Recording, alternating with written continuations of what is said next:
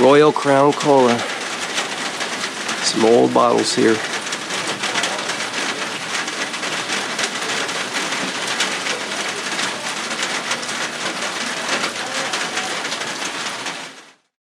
Let's put in the C.C. Smith because we already have some post office stuff. Of course this wasn't here in the day because it was a doorway. I'm here in the general store. 1890 coffee grinder.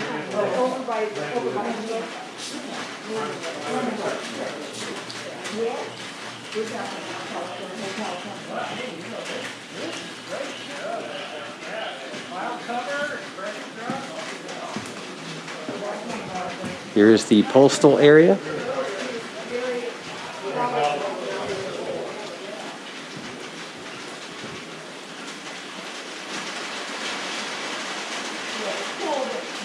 Volunteer and they're like living histories. You can ask them questions and they know this about those requirements and You want to learn about plants? The left corner there, the bush, it's got all these purple areas. And you said you don't want to eat them, but the deer like it. you are raising some hogs. You slaughter hogs. You cut off the hams and the pork chops and all that, the cuts of meat. Then you are left with some meat, but it's just like, well, here's a chunk, there's a chunk. Yeah. So you can put it in a meat grinder in the little funnel there, turn the handle, and it the blades shred it, and out the back comes like ground hamburger or ground pork. Wow. Okay, And over here? Yes, any of those. You would stick it down in the funnel, turn the handle, and the back part, a little chute comes out. Oh man. What kind of chickens lay plastic eggs? Then if you wanted to make, and here's one that, it's missing its funnel, but it would just come out here. You'd have a little cup or something to catch it. Now you want to make your sausage links. Yeah. Well, if you want to make sausage, so you put sausage spices in on top of the pork, and you can patty it up, whatever you got your sausage. If you want to make link sausage, because you're cool and groovy and you want link sausage, you have taken the intestines from your pig, cleaned it out, and it's like a tube that now is just a shriveled bunch of material down in. Yeah. So you take the end of the intestine and you stretch it out over here, and this is just that pile of, if you pulled it out, it'd be the intestine. So you stick the pork with the sausage spices down in the hole, and you can just guess what happens when you do this. It's going to push it through here, and it's going to extrude it out, and it's going to start out here. So you push it, so you work it with your hand to the end of your intestine, and you can have a link this big. You choose how big it is. Give it a little twist. Put some more down there. Give it a little twist, and they come connected. Oh, wow. And that is called natural casings. And when I say that to kids, they go, "Ooh, that's guts. I don't want to eat that." And I said, "Okay, don't." But you probably eat hot dogs. You eat link sausage, and you can still buy intestines that have been filled with material, and it's called natural casings, and you pay more for that. But you can get just regular sausage links, and if it's not in natural casings, I'm wondering what kind of casings it's in. Would that be unnatural casings? What does hold your sausage together? Very interesting. That's neat how they made that. Yeah. And they would come in the store here and get something like that processed? Yes, although I don't know that Mrs. Smith would do that on the spot. That would be in a, if you had a pig farm, you might get one of these if you had a call for link sausage, sure. Interesting. Let's see. Okay, so there's butter making. And butter making is because you want to take cow milk, separate out the cream, and you want to get, butter is actually the fat of it. So you want to separate the fat from the cream. And a way to do it is to put the cream in a thing like this. There's another one up there. Then when you turn the handle, these paddles go around and keep on going, and the little globs of fat will separate out, and they'll sling out against the walls, drip down the walls, and land in the bottom. And after a while, you have your butter down here, and you have your buttermilk with doesn't have any fat in it. So you can scrape it out and use it to. I'm looking for, there was a butter form along here, but it's not here now.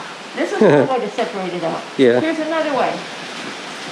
This is if you have a bigger, maybe a dairy, and this is called a dasher butter maker. So you put the milk down in the bottom, and then this is, you see those holes in there, Yeah. and then this is the lid, just keep it from coming out. And when I go young, what happens? Well, this smashes into it, and that succeeds in separating out the fat. Wow. And so then after a while, I look down there and I, A lot of hard work to do that. it is. I got another butter churn. This one is like a commercial. So this one, we're missing the top. There would have been a wooden top on here. Put your cream in there, put the lid on, give this whole thing a crank, and after a long time you got a broken arm, but that's okay. Wow. After a while you hear it going thunk, thunk, and you realize that the pieces of fat have separated out and made kind of a ball, and there you go. That. Thank you. Okay, so back in the day, I would have a big washing tub out in the yard. My husband would have put some wood there, light the fire. I would give pots, pans, pitchers, whatever to my kids, go to the water source, the river, the lake, or whatever you had, maybe a pitcher pump, whatever. Load up my thing, boil up my water, or heat my water. I would put the lye and the washing stuff that I had made, and in there would go the baby clothes, the cloth napkins. With a stick or something, I'd stir them, get them in, and pull them out. Then I put in like dresses, shirts, and then I put in the dungarees and the dirty, nasty clothes, and I do them. Okay, so then I pull them out, tip up my water. Yo, guys, give me some more rinse water. So you go and refill the bucket, reheat the water, and I'm over here wringing out the baby clothes, the napkins, the linen, the sheets, whatever. And I'm doing them in here, pull them out, the next batch. Finally, I'm doing this stuff. The water's pretty gray, but hey, you know what I mean? It's cleaner than it was. Now, finally, hours have passed, and over here I have my laundry. It is all washed. Of course, it's sopping wet, but it's washed. Dip out that water, and now it's time to dry it.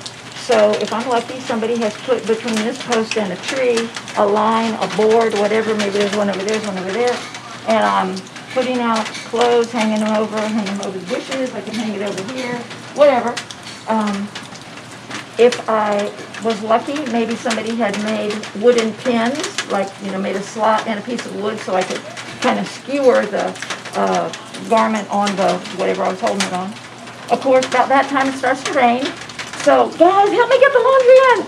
So we are getting the laundry, and now it's draped over the furniture in the house. I have a porch rail, so I'm a lucky girl. I can put some over that thing. Now it takes, even out in sometimes if it's nice and dry and sunny, it might dry pretty quickly. But it may take a while for the clothes to get dry. And they're clean, but if you have ever let laundry stay in a washer and you forget to put it in the dryer or whatever, it gets kind of moldy smelling.